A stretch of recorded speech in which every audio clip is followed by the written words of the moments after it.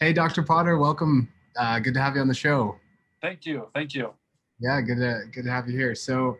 Why don't you start out? I just want to hear a little bit about your background, where you grew up, how you ended up starting your practice in Orange County, and yeah, just tell us about yourself. Yeah, so I grew up in Washington State, went to dental school on the East Coast, and then went to ortho school in the Midwest. My wife grew up in California, and so we wanted to come back here. So I just started looking at practices out here while I was in school, Mhm. and I found a guy that had a good practice that was getting ready to retire. So I just bought his practice, and then when I graduated, I came out and started working. Really cool. And your family, so your wife, you said, is from California. Right. And then you've got how many kids do you have? We have five kids. Super fun. Great. And how long have you had the practice there? I bought the practice in 2004, so I've had it about 17 years. Nice. And you guys are just single location, correct? No, we have two. Yeah, we have two locations, and we work each one 2 days a week. Oh, nice. And Yeah. how far into the 17 years did you add the second location? When I bought, he had two locations, so I just bought his whole Oh, operation. He just retired completely, so I bought both of his offices. So the two locations kind of came with the practice, and mhm. I just kept them both up and running. Nice, cool. And has that worked out? I'm curious, um, is it how far apart are the offices, and is there one that definitely does better than the other, or are they both about equally busy? The offices are about 10 miles apart, so it's the perfect distance because it's close enough to where I have one staff, and it's Mm, also close enough to where people can come for like emergencies. So we have 4 days of coverage, nice. but it's far enough apart to where it's two totally different market shares and two groups of referring dentists. Um, and yeah, it's not like a main office and a satellite. They're both the same size. Mhm. We do each one 2 days a week. The way I look at it is I could just have one practice and be kind of slow 4 days a week, or have two and just see all my patients in 2 days and just be really busy for those 2 days. So Yeah, it's really two full-time practices, and we just see all the patients 2 days out of the week. super cool. And I think as far as marketing goes as well, like you said, there's two totally separate markets there, which is super smart. Allows you Yeah. to do that, but also just have your schedule jam packed during those 2 days. Yeah. So when we market, it's easy to market. We're able to market both locations, and it works really well. Great. So let's dive a little bit more into when you started. Did you have like a pretty good patient base already? Or Yeah. So I bought an existing practice. The guy had been in practice for 30 years, so he had a really strong practice that I bought. Mhm. So it was nice having that existing patient base. The way I look at it, it's kind of like a snowball. The snowball, as it rolls down the hill, gets bigger and bigger. I bought a snowball that was already a pretty big size, Mhm. so that way it already had a lot of momentum going. So as it rolled, it got bigger and bigger. I've doubled it since I bought it from him, but it was already a really good size when I bought it. So I think that helped a lot because I had a lot of dentists that already referred to the practice. I had a lot of families that were used to coming here for their orthodontic needs. So we ended up getting a lot of siblings. We get a lot of kids of the people that have been in the practice for years. Now they're having kids. So I definitely think, even when I look at the cost of it, it definitely made sense to buy rather than start one from scratch. Yeah, that's amazing. So, and tell us more about that transition. Like, how did you ensure that you still had a good relationship with the referring dentist? How did you make sure you maintain the relationships? I'm sure they wouldn't be referring to you now, the dentist, both the dentist and the patients, if they didn't have a good experience in the practice. So, was there anything specific you did in that transition period to make sure that happened? Couple things I did. The first thing I did is the guy I bought from, he worked back for me for a little bit. Nice. So we worked together for about a year. And during that time, we worked on patients together. We went out, we met with the referring dentists just to make sure they knew that we were kind of a team. Mhm. And then the other thing I did is I made sure I kept all the staff, Right. because in ortho, the patients are seeing the staff quite a bit. And so when they came in, they would see all the same staff here, and so I kept all the staff through the transition. And I don't think we lost any patients. So that made the transition very successful. That way you actually get what you're paying for. Yeah, really, really cool. And so from that very first, in 2004, from 2004 to now, what have you done for marketing? What did you start out doing? What has that evolved into? So at first, I just really focused on kind of the dentist, just because being new and kind of being the new guy in town, I just really wanted to make sure I had all the dentists on board.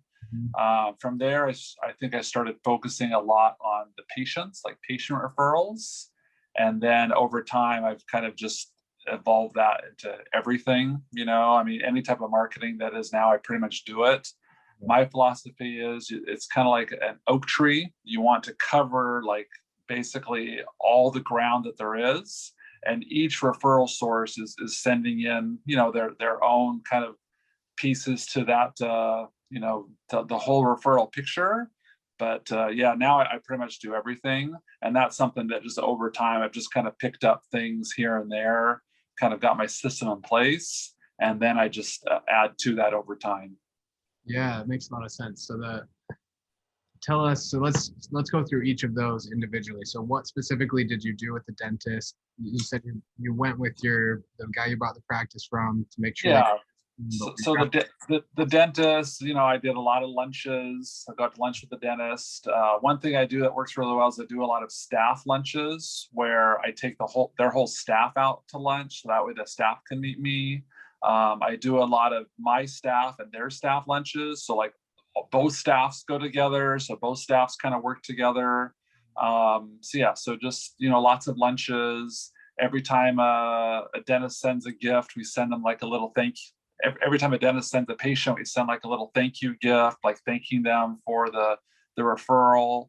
So just things to kind of constantly, keep them in the loop, making sure that, we still have that strong relationship. So that's kind of what I would do with the dentists. Nice. And you still do those lunches and the gifts today? Yeah, we still do the gifts. Obviously, over time, the lunches, that's, I still do them, but probably not as much as I used to. But yeah, I still try to get out and do lunches every once in a while. Cool. And the gifts are like gift cards or just like a little thank you gift, like a little box of cookies, or just it's just something small, but just like a little thank you, so they know that. And it's just a nice appreciation gift. Thank you for referring to us. Thank you we appreciate your continued support. Just that type of thing. And that's for every patient, or just like once a month we'll do those? Typically every time they send a patient, we will send like a little thank you gift. I think that's because I've heard about, it's like people post asking for ideas about, it's St. Patrick's Day. What are you guys doing for gift boxes for dentists? And that's great. But I think they much more appreciate the thank you specifically on each patient. Yeah. And it's really, maybe it's a little $20 box of cookies, but compared to what you're getting from the patient, it's really nothing. But I think it makes a big deal to the dentist and their staff, just a little thank you gift, knowing that we're thinking about them and that we appreciate them thinking about us. Yeah, that's great. And then tell me about the patient referral systems that you've put into place. So patient referrals, we'll do thank you gifts for patients whenever they send a friend. So we have little pass along cards that we've made that we have the patients give to their friends. Cool. And then the patients write their names on them, referred by. So then when they come in, they give the pass along card, and then whoever referred them gets like a little thank you gift. Cool. So just like little things that the patients can hand out, little business card type, flyer type things. And then just a little gift for like a little incentive for sending their friend in. Cool. And I think this kind of reminds me, I remember a specific instance, I think it was almost a year ago, where someone was kind of like haggling with you within Facebook Messenger. Like they were asking a specific discount, and then you were willing to give them that discount because they were going to choose you over your competitor, right? So I want you to talk about that experience specifically, but B, I think your philosophy is generally like the more people we put through this practice, the more we're going to get referrals, correct? Right. Yeah. Every new patient that comes in, it's not just that new patient that's coming in. They have their sphere of friends, their relatives, their friends. They probably have 100 people around them that are possible patients. Mhm. And the only way we get to those people is by getting through this one person. So when you bring one person to the office, it's just not that one person. It's if you treat them really well and they really like you, then now you have the potential to reach all their friends. So it's a whole new group of people that you could be bringing in. So that's kind of how I look at it. Super cool. It reminds me of a friend, his dad owns an auto shop, and he watched him kind of like price out this specific car, and he was like, "Dad, you quoted them really, really low." And he was like, "Yeah, it's just what I like to do." They fixed the car up, and then also because that person had been quoted so low, they're like, "Also, this is wrong, this is wrong, this is wrong." And once they trust you, they trust you're going to give them a fair price. They trust that you're going to give them a good experience. Like you said, that sphere of influence or maybe other problems that they have when it comes to the cars, they're going to trust Potter Orthodontics instead of going anywhere else. Correct. Yeah, that's exactly the same thought. Cool. So then obviously the last year or so, we've been working together. I think it was May of 2020 we started. Tell us about your experience working with OrthoPatients. What have you enjoyed, and what have the results been? It's been great. Yeah, I've worked with lots of different companies. Most companies I work with for a month or two, and I've stopped. So Mm. there's very few companies that I've worked with for like a long period of time.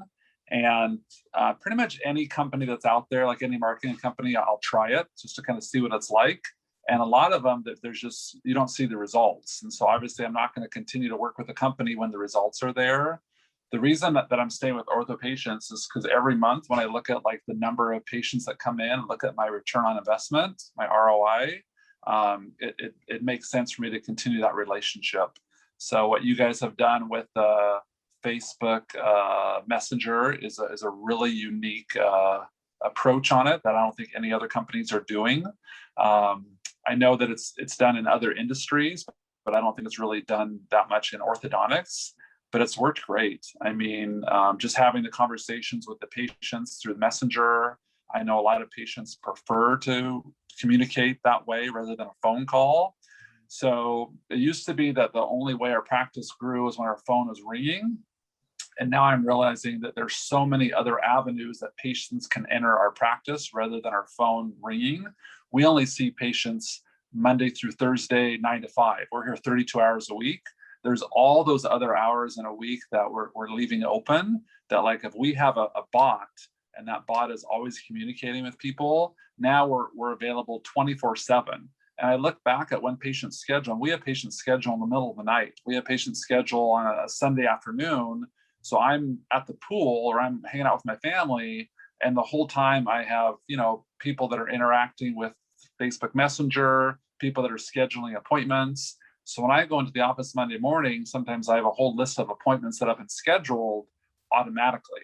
So I think it's just the approach has made a lot of sense, and it's worked really well. And that's why I continue to work with the company. I love it. Yeah, I think we definitely want each client that we work with to justify. We want to justify our fee, the cost of working with us every single month. So that's amazing that it's happening for you. And I love what you said about diversifying from just phones to messages, because I get 10 15 calls a day on my phone from numbers that I don't know what they are. They're calling me about my car's extended warranty is the big joke right now, and I don't know who these people are. I'm not even going to answer the phone if I submit my information somewhere online. Whereas Right.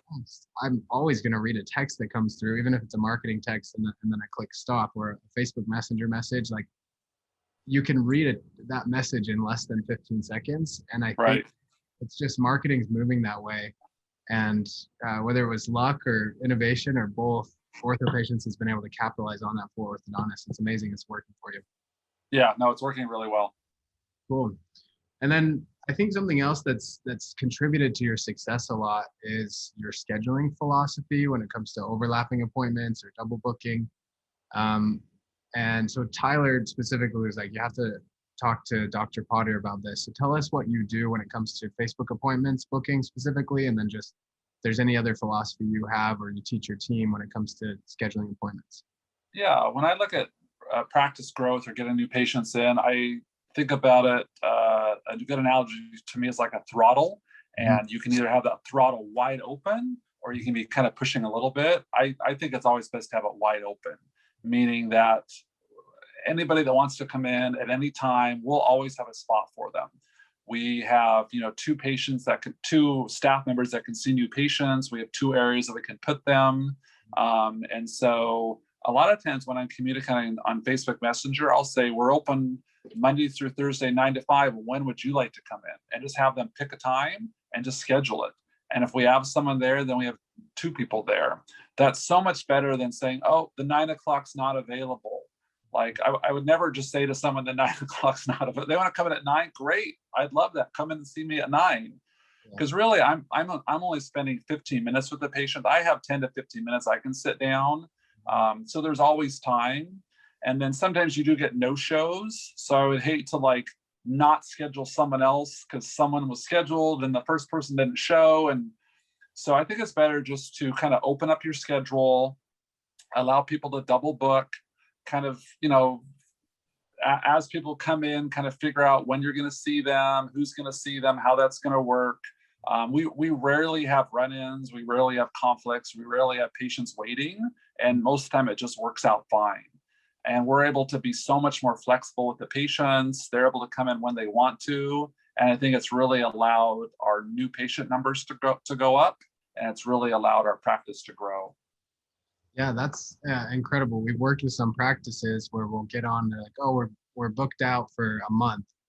Like, you can't get on our schedule for a month. And I'm like, I don't understand how you can market your practice when I have to wait a month to get in for a new patient exam. So it's what I hear from you is Amazon's approach to business, which is the customer-centric approach. They're the most customer-centric business in the world.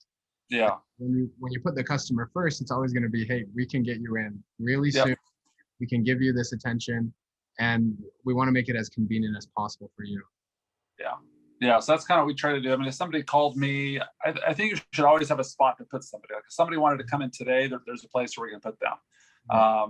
And if we get so busy that I need to, open up another office or hire someone else, I mean, there's always things you can do, variables you can control, but you should never be so busy that you can't see someone for a month. I mean, you should do something to, open up more spots. So we try to keep as many new patient spots open as we can, just so like if somebody called in or messaged in today, we would have a spot for that person. Nice. Because if I'm going to another business and I call up and they say I can't see them for a month, I've immediately moved on to the next business. Okay. Like when I want to go somewhere, I want to go somewhere when I want to go, which is that day or the next day, or I just move down to the next number on the list. I would never wait a month to go somewhere. And I think orthodontics has become the same. And people want to come in now, and so I let them come in now. Love it.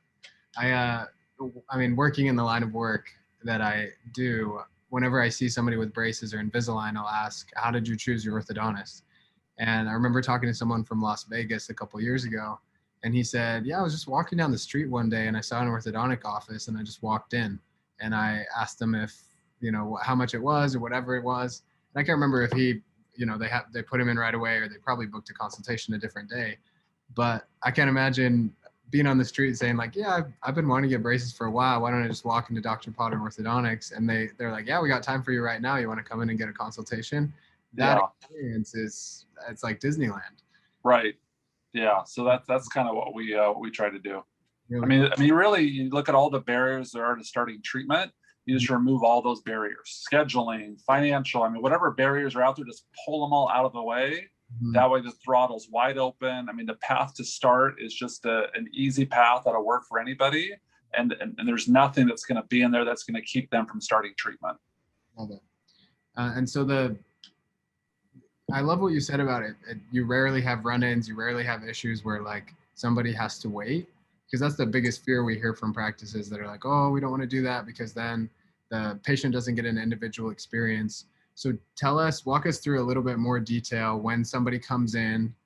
So what'll happen, and I think the reason why it happens is because, let's say there's 2 people that are scheduled for 9:30. Typically, someone's getting there 10 minutes early and someone's getting there 5 minutes late. So the first person that gets there, we put them in the chair and see them. And then if someone else gets there, then we have, another open chair we can put them in. Yeah. But it's not like two people ever just walk in right at 9:30 and say, hi, we're here for our new patient visit. And there's only one spot to put them and one person that can see them. Yeah. So, we have multiple people trained to handle new patients here, and we have different spots that we can put them. And so it's just a matter of kind of being flexible and just kind of learning to juggle things. Yeah. And so if somebody gets there early, right when we get there, we seat them. I get in there and see them right away. So yeah, I can see, like when I first started practice, it was very rigid. We had 1 hour time slots, and the new patients were at 9, 10, and there was no flexibility. Now, we kind of see them just whenever throughout the day. We've really cut that time slot down to where now it's only a half-hour appointment, because really it doesn't take an hour.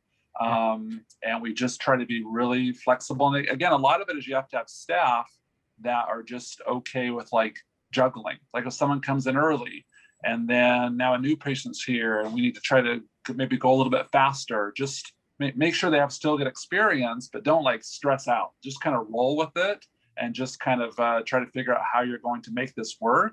And solutions typically arise and you're able to make it work. But it's like I said, we've never really had issues. We never really had upset patients or lost patients.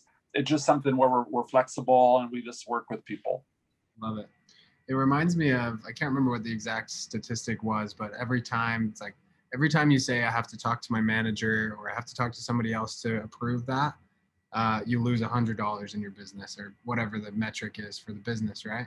And yeah. What it sounds like is your team has autonomy to make the decisions that need to be made, and you've invested in them enough to where you can trust them to make the scheduling decisions that need to be made. Yeah, as far as scheduling, as far as pricing, they have total autonomy to make those decisions. They don't need to ask me. They know the bottom line is we want more starts, so whatever it takes to get more starts. And the way I look at it is this: even as far as fees, to start that patient, I'm not hiring anyone else. I'm not putting in new chairs. I'm not leaving the lights on longer, letting electricity run. It's basically just profit. I'm buying a set of brackets and a set of wires. I'm here, my staff is here. We have the system in place, so we might as well just try to fill that system. And so, they have flexibility to work with patients as far as pricing, financing, scheduling, and that's something that they know they can do. Because I would rather have the start than say, oh no, we can't do that, and let that money walk out the door. Yeah. So yeah, they do have that autonomy to make those decisions to get new people in the door. The amount of extra work is marginal once you have 99% of everything set up, right?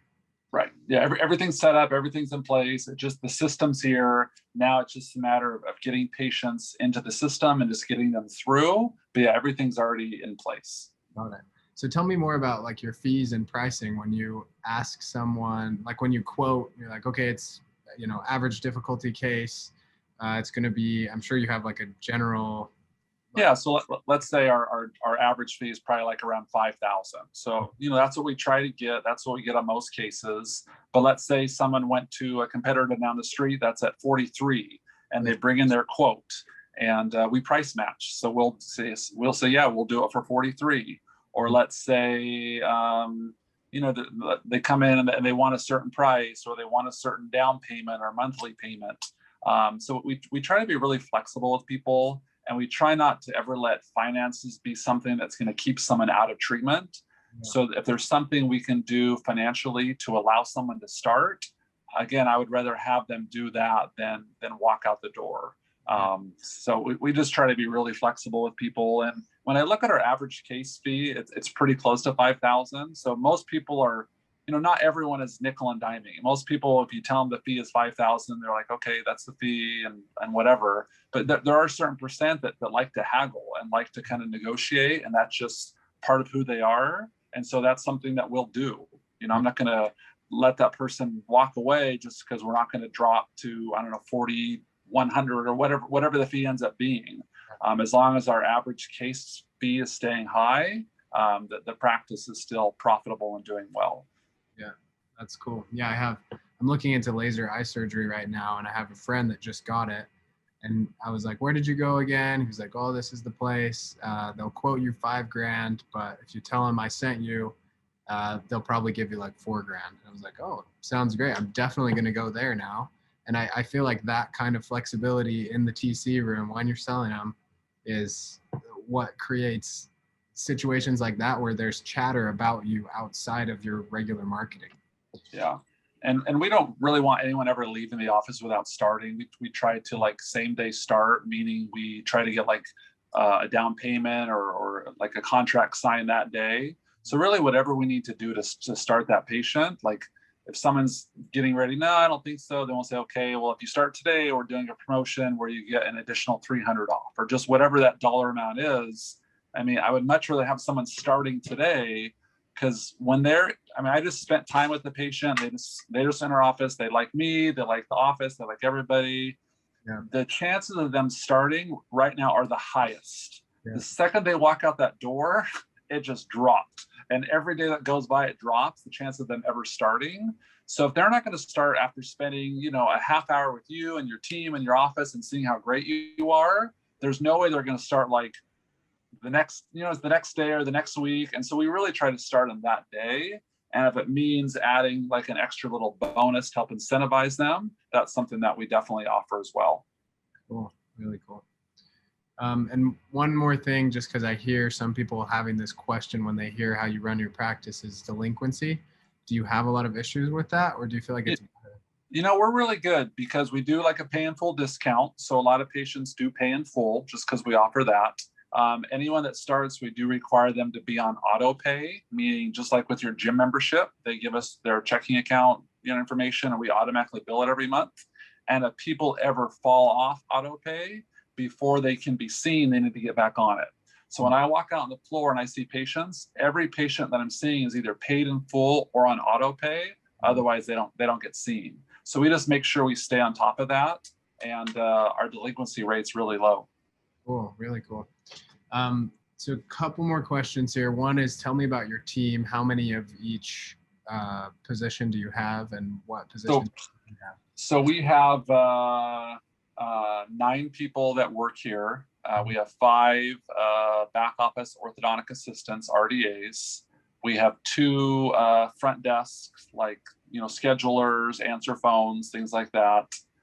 We have 1 basically financial person. She does like all the insurance, financial contracts, like anything financial. She does all that. And then we have 1 basically a treatment coordinator. She handles all the new patients.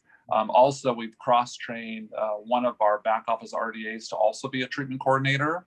So sometimes when that double booking does happen and 2 people are there at the same time, then I'll have my 1 assistant that also does TC. She'll kind of be our secondary TC, and she's kind of knows what to do. She's been trained. She has that same autonomy. So she does the exact same job as our first. But we have 9 full-time staff members. Cool, really cool. And have you considered, I know some people have like a dedicated marketing manager or maybe a part-time marketing manager. Have you considered that role, but not done? Yeah, I've thought about it. I really like being hands-on. I'm sure you've seen with some of the Facebook messaging, I'm the one that's communicating sometimes. So I have my phone on me, and I like the business part of it. Some people don't like it. They just want to focus on just the teeth and leave the business. I like the business part of it. I'm a businessman that also does orthodontics. Yeah. But yeah, I like kind of doing the marketing and kind of being hands-on and seeing what's working and what's not working. So I actually enjoy doing stuff like that. I love that. It fits your personality, I think. Yeah, I kind of have a business marketing background. I grew up doing all kinds of sales and different things like that. So that's always been an interest of mine. Cool. Yeah, I think the biggest thing I've taken from this anyway is like, you just got to run your practice how it fits you the best, because right. There's probably a ton of consultants that would listen to this interview and like have a seizure because they're so upset. They're up in arms about the way you're scheduling or whatever else it is. Or maybe there's some that would totally love it. Right. But the point is, you found what works for you. Yeah. In a specific situation. And there's just so much to be said for that. Yeah, it works for me. And I've hired staff members where it works for them, and we work as a team. and our patients are happy, and we get, you know, really good reviews, and they send their friends. So, and we're always busy. So yeah, so I think it's a system that works well in my hands and in our office. And so I think that's why we've stuck with it. Love it. Cool. Last question for you here. What advice would you give to yourself back in 2004 about running a successful orthodontic practice? I think, like, when I first started, I really focused on like the dentist and the patients, and I kind of just ignored everything else. Like, I don't even think I got a website for a long time, and I just like everything else I just kind of ignored because I thought, oh, I don't need that. I think I would have gotten in all this stuff earlier, like Facebook or social media or just kind of an internet presence. I think I've caught up, but I think I was just really late to the game. So I think I just would have, instead of just focusing on one or two referral sources, I think I would have had more of like a multi-faceted approach to marketing. That way, like, let's say your dental referral starts slowing up. If you have 10 different ways where new patients are coming in, then those other 9 will pick up. So I think I just would have started doing the things I'm doing now earlier is probably the biggest thing I would have said. Love it. Love it. Well, thanks so much, Dr. Potter. Appreciate your time, and we'll see you soon. All right. Thanks again. You have a good day. Take it easy. Bye. How's it going, everybody? If you enjoyed that video, please leave a like and subscribe to the channel for more. This really helps us out, and it helps more orthodontists find content like this that can really help them in their practices. So it means a lot to us if you do that. With all that said, if you're looking to grow your practice this year, please go to OrthoPatients.com, watch our free training, or just sign up for a call with a member of my team, and I promise it will be one of the most valuable things you do this year for your practice. With all that said, thank you so much for watching, and we'll see you next time.